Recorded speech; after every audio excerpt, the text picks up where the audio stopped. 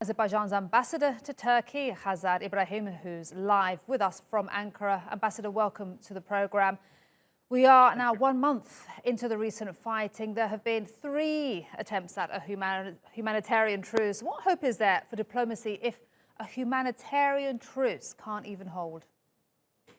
Yes, of course we're trying, but if you look into reality and to the history, in last 26 years, we had some kind of ceasefire, and every time when we had some diplomatic engagements, Armenia tried to strengthen the status quo, it cement the consequences of its military aggression and occupation of our territories. And exactly the same thing we're seeing now.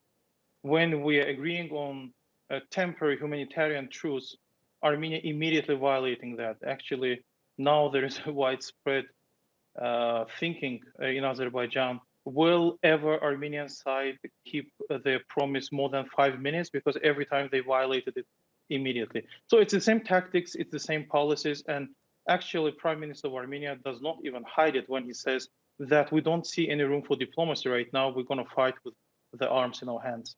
And Ambassador, tell us, how neutral would you say the Minsk Group members are? That's a really good question. When we talk about the Minsk Group members, there are 11 of them. And among them are Turkey, for example, which always refers to international law and always keeps a very just position. But as far as the co-chairs of the Minsk Group are concerned, Russia, France, and the United States, of course, among the public, and actually among the international community as well, there are a lot of questions about the neutrality of these 3 countries. There is sometimes public, very often covert support to Armenia. And Armenia, by all international documents, is the country which perpetrated aggression, which conducted ethnic cleansing. So that's why it creates a lot of credibility issues for the Minsk Group co-chair countries. All right. Given that, as you say, there are credibility issues with the Minsk Group members, should the UN be stepping in and doing more a month on? Well, absolutely. UN had to step in actually a long time ago. But if we look into the UN Security Council composition, we can see that 3 out of 5 permanent members of it are actually United States, Russia, and France. So again, it creates a lot of credibility issues.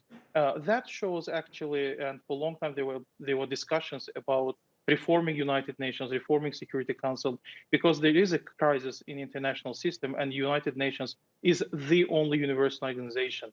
So therefore, unfortunately, this kind of policies by the OSCE Minsk Group co-chairs does not lead us to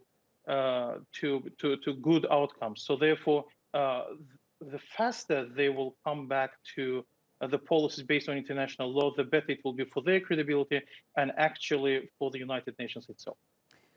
And what impact, Ambassador, has this recent fighting had on civilians, given that civilian areas have been hit, even areas that are very far from the area of fighting? That's, of course, disaster. This humanitarian disaster, because Armenian side, they do not shy away, and actually they deliberately attack with even ballistic missiles cities, civilians in Azerbaijan, far away from the front line, of course, as you mentioned. And right now, the figures are that we have 65 civilians killed. We have more than 300 wounded, injured, among them kids, entire families. They perished under these attacks. This is a humanitarian catastrophe, and it's crime against humanity. It has a huge toll on us. But again, here we also have the problem of international system. Here again, we need international community to step up to condemn and demand punishment for those who perpetrate these crimes against civilians. Ambassador, thank you so much. We were just speaking there to Azerbaijan's ambassador to Turkey, Khazar Ibrahim. Thank you for the perspective of Azerbaijan.